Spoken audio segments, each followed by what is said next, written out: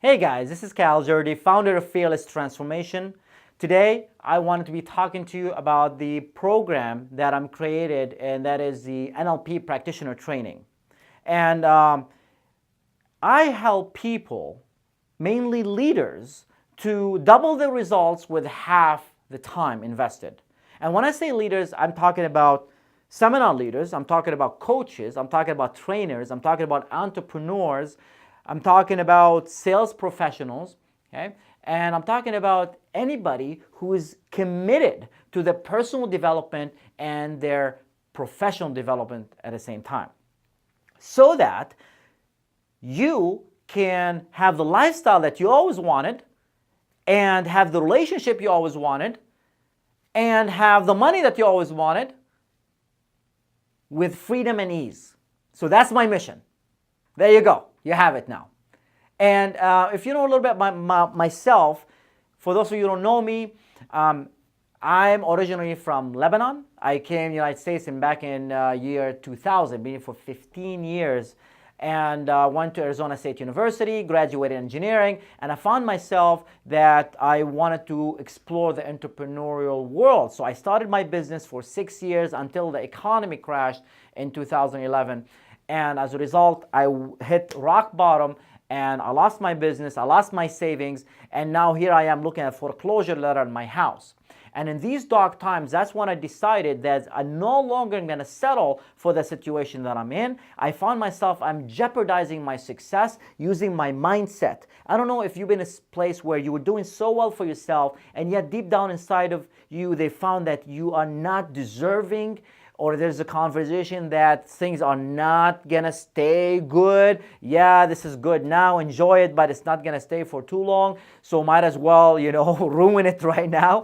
And this was a conversation in my head. So everybody has a different conversation, or different thing, we call them limiting beliefs. So that was one of my limiting beliefs, that is, money is hard. I grew up in a culture where, my dad is a hard worker. I used to go and help him during summertime after school, and I find him like really working hard. And then one time he stopped and he looked at me and he showed me his hands. There's blood coming out of his hands, and he told me, "Look how hard I'm working for you. Look how hard what I'm doing in order to take you to school and be able to feed you and get you what you want to be." And part of me, I was so grateful for what he's doing and the work that he's putting in place. And another part of me, I want to go crawl under a rock, and I wish I was never born, because I'm causing my dad so much pain and suffering. I don't know if you have a conversation that is similar to that, or you can relate with what I'm sharing with you right now. But the reason why I'm sharing that with you is, all of us, something happened in the past, and then we make a meaning out of it. So, there's something that happened, okay, and then we make a meaning out of it. So something happened where my dad, showed me there's blood coming out of his hand. That is something that happened. And then I made it mean that money is hard, and only money comes when we're like blood and tears are coming out. And that is the meaning that I carried all my life, and I found myself working so hard in everything that I do, and money comes so hard for me, and I have to struggle and challenge, and it was a struggle. And I don't know if you ever experienced that in your life in any area. It doesn't have to be, specifically that story of what happened, but something similar. It could be like you raised your hand in school, and your other students made fun of you, and then you decided that you no longer will raise your hand to anything until you wait others to do it first, and then you'll follow. It could be something like that. But that, my friend, is something that is stopping you from where you want to be in your life. And that is my mission. After the economy crashed in 2009, I was doing so well in my business, and here I am in 2011, I lost my business, I lost my savings, and I'm looking at a foreclosure letter, and I needed help. And I remember watching the movie The Secret. I don't know if you've seen it, but I've seen it, and it was so enlightening for me at the time, because I was not into personal development at the time. And I was so enlightened that all you got to do is think positive thoughts, and then when you think positive thoughts, you're going to feel positive. When you feel positive, then you will attract more positive to your life. That's called the law of attraction. And I got so excited about it, because at the time I was so immature, or I would say immature, more of a rookie when it comes to personal development, because yet that inspired me, but it didn't show me any action plan to do, what to do. They were telling us what to do, but it's not really quite. They weren't telling us how to do it, and it was not focused on action. It was only focused on visualization and the mind, and is, imagining yourself, which is great. We would talk about that in NLP. However, also we talked about the action, what is stopping us from taking action. So as an engineer, as a scientist, I go online, I start doing research about it. I mean, is it true? All I gotta do is just think positive thoughts, and then I'll feel positive, and then I'll attract more positive in my life? That just sounds too easy. It can be that easy? So as a result, I started doing this research, and I found out that quantum physics supported the idea, meaning that thoughts have frequency, and frequency attracts more like it. I got excited, except that I wanted to do action. I wanted to create actions, and I didn't know how to do that. That's when I stumbled into the technology of NLP.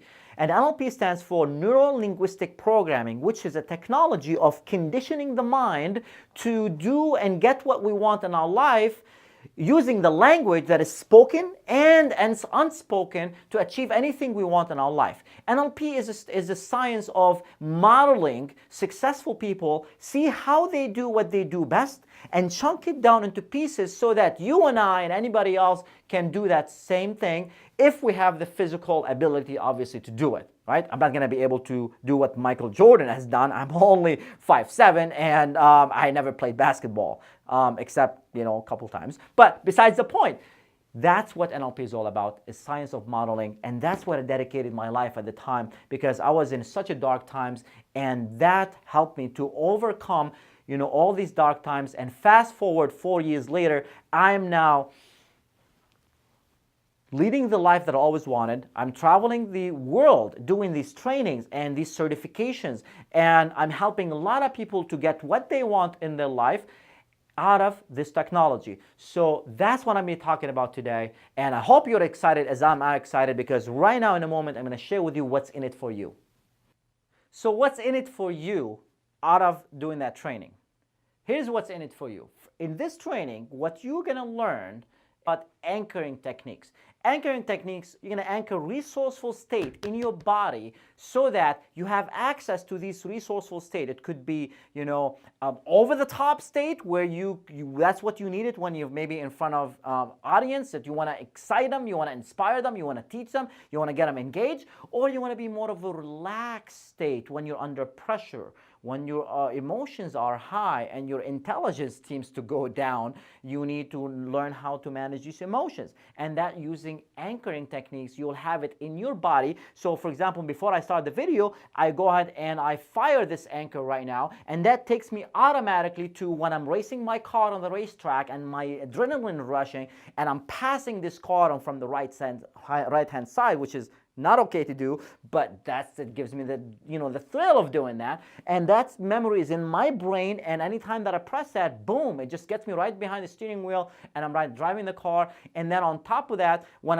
I led my first training in Beirut, Lebanon, that was in 2012, in front of 460 people, and that was the first time I speak in public. I mean, that was very, very intense, to say the least. Speaking of public, that is the number one fear that people have, is speaking in public, and that was one of my biggest fears. And here I am speaking to you here in this video, and I speak in front of thousands and thousands of people. Like for the past 3.5 years, I've led over 450 seminars all over the country in around 35 to 40 states and over 68 to 70 cities, in front of different audience, helping them transform their communication skills to others and within themselves, and the leadership skills as well. And never mind the trainings that I've been doing in NLP that is more intimate, 7 to 20 people at a time, because that's when we dig deeper, which this training, what's this going to be all about. It's going to be intimate training in order for you to get more in depth of what you want and have immediate feedback on how to get there.